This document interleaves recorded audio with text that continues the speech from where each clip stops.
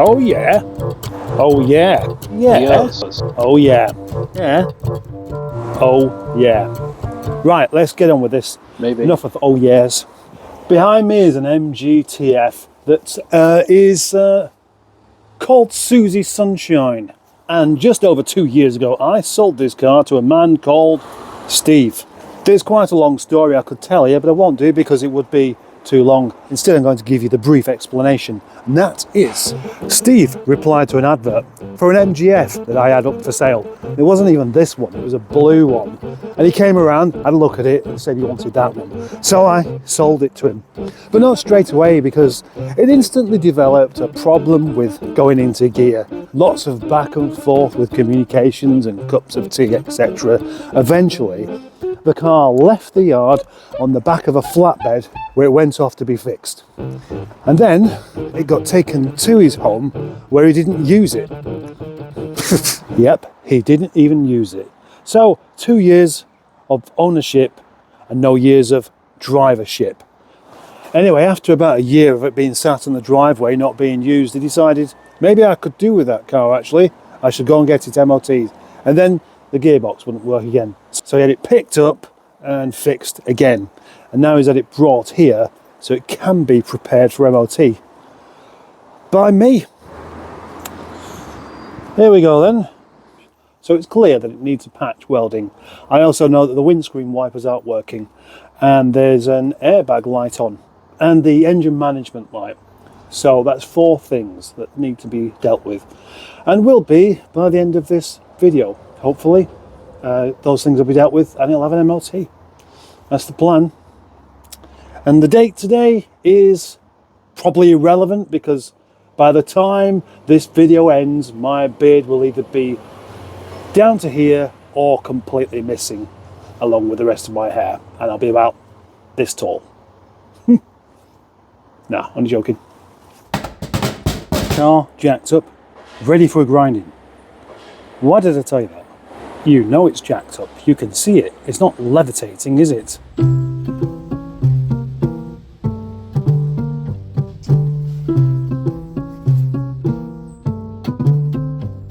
There once was a car called Project Waster. I didn't name it that. The previous owner did. Anyway, I bought it off of this chap and I sold it and I got given it back by my friend Mike in Wales, by which time it wouldn't work. Anyway, this is a section of that car and I've been carefully bending it in places so it fits the profile of that sill. I might as well, you know, I mean, it's not going to be a brilliant job, but it's not going to be the worst you've ever seen.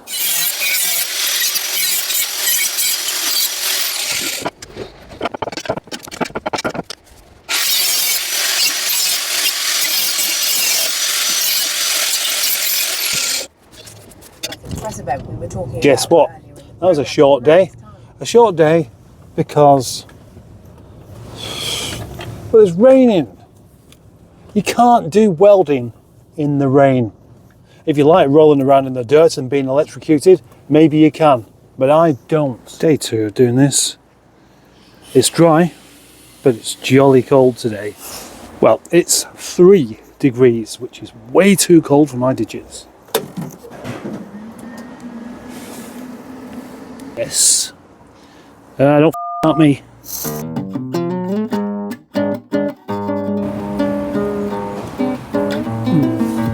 Quite a bit more to do on this yet. Day 3 of working on the MGTF. And look, the sun's coming out. And if you want to say, day 3? Really? It's taken you 3 days to not even finish the job? Yeah, it has. There are good reasons for this. You're probably wondering why I'm on day 3 when it's just a simple patch to weld up. And if you're not, you should be, because that's quite a long time. Well, I got rained on and then I had company yesterday. It's just, I'm making excuses. It's just not that quick a job to do. It's like I'm finished with the welder now. Just a bit of grinding off of these. I've used a bit of fiberglass filler to smooth it out, and I've got a bit much on some of the bits there, but it looks pretty horrible. But I don't really care. I actually don't care. It looks better than it needs to be. Whilst I'm waiting for this to dry, I'm going to have a look at another problem this car has, and that is the windscreen wipers don't work. Seems to be a rather common problem with these. But will the wiper mechanism work from a different car, or at lesk the motor? So beyond the scuttle panel we have the back of the linkage here, and that is held together with this 13mm nut, which I've taken off. So now this is almost free to come out. Almost. Side by side we can see that the motor is slightly different. That bit looks the same, or close enough, but that bit doesn't. Can it still be jerry-rigged though? Question is, why would they bother? Why would they bother having a slightly different motor? Why would they go to the expense to have it different? There has to be a reason. Anyway, whilst I have to think about that, I'm going to get back to that sill repair. Weird how I should be more comfortable doing that than just taking the motor apart.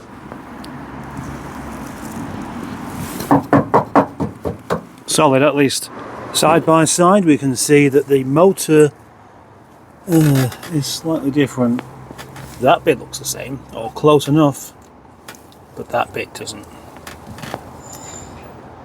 Can it still be jerry-rigged though? Right, there's the sort of finished job. It doesn't look very finished at all, does it? Maybe it isn't, but you know, considering the size of the hole that was there before, and the fact that that is part of a Rover 45 wing, and I'm working in the cold without gas, it'll do. The disadvantage of the motor being right underneath the scuttle probably means that's why they break, because they get rained on, water gets in, short circuits, gives up. However, the good thing is though, it's actually very easy to take off, because it's just that, this and that. My mistake. You do have to take the scuttle panel off after all. And the scuttle panel is held on by 6 screws, all of which are rusty. Will they come undone though? Yes, but not without something ever so slightly breaking. That is a 32mm nut. And I have a 32mm socket. The only thing is it's not a deep socket, so it won't work. And I'm going to have to try something else. That. Yeah, they're not done up all that tight, so you can undo them with a pipe wrench. And now it just pops out. This has become a lot more fiddly than I wanted. You can't just get the linkage thing out because there's a reservoir thing in the way. That doesn't just entirely come out, so I can't get it out, so I'm going to try and dismantle it in situ. And I've done it. So now, will the rest of this go to plan? Now then. Motors side by side, and we can clearly see they are not really the same, but I just think this and that are going to be so similar that this part won't make as much difference as it should. I mean, why does it need to do? The plugs are slightly different, but I've got nothing to lose by doing this.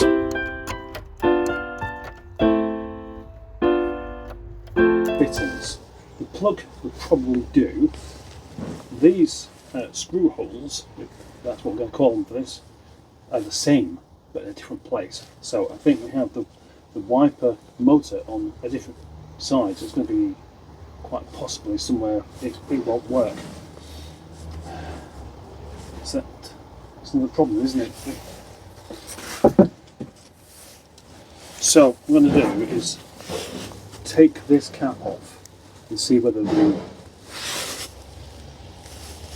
probably find nothing out actually. I think that's the answer. Closer inspection shows that the plugs are completely different to each other, even though they look very similar from when they're plugged in, they look the same. So they managed to be the same whilst being completely different to each other. Interesting points. That means the only thing I can do now is to properly dismantle the motor and see if there's any way of cobbling the two bits together.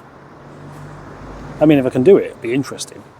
Oh shit. The MGF one has what looks like a drainage pipe, which would suggest that when they put this together, they knew it was going to get damp. And so they thought if they fit this, it'll be alright. I don't know how much success I'll have with taking it apart because, I mean, these are very, very small, but those are pot rivets. I don't get into drilling it all out, do I? Let's take a look at the difference between a motor that does work with the cap off and one that doesn't. Yep, that spins freely and is nice and clean. This one doesn't spin and looks like it's been in a swamp. Brilliant idea. If I can't pull them apart and make one out of two, is there still a possibility of that one being resurrected? I've managed to free it up, but listen,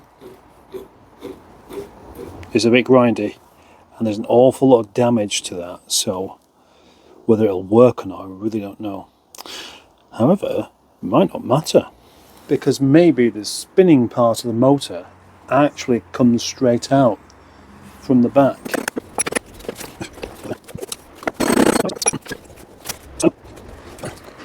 Obviously it's not designed to come out like that, so I may be stuck with seeing if freeing it up will make it actually work after all. With quite a lot of drilling, I've managed to crack this bit open and now we can see the gubbins inside. So that obviously has to be popped out so this can be released. If then it'll release.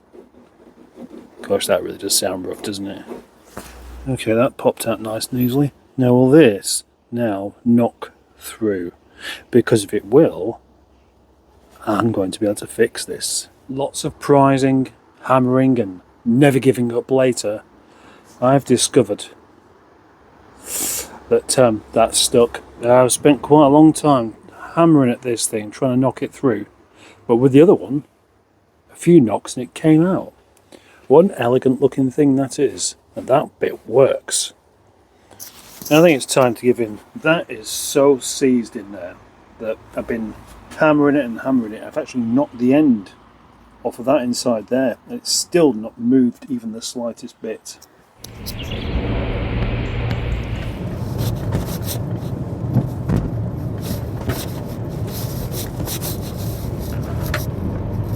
I could be frustrated, annoyed by the amount of time I've spent doing this particular thing today, only to achieve nothing.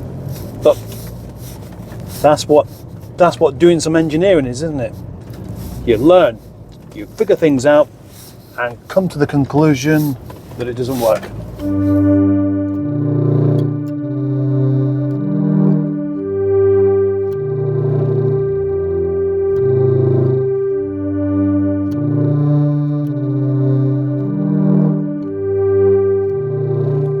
You can't do welding in the rain.